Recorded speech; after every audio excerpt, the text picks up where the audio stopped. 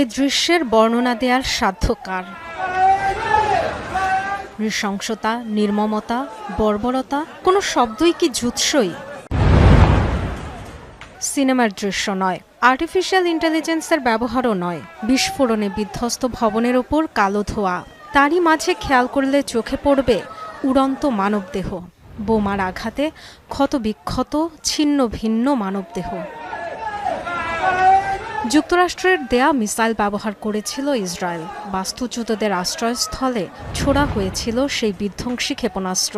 এতটাই তীব্র এর বিস্ফোরণ, যার প্রভাবে এমন বিভৎসতা। স্থানীয় সাংবাদিকের ক্যামেরায় ধরা পড়া এই দৃশ্য ভাইরাল সামাজিক যোগাযোগ মাধ্যমে।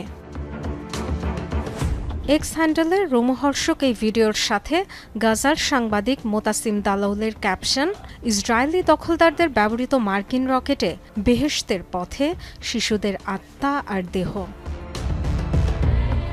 একের পর এক পোস্ট আর কমেন্টে চলছে নিন্দা সমালোচনার ঝড়।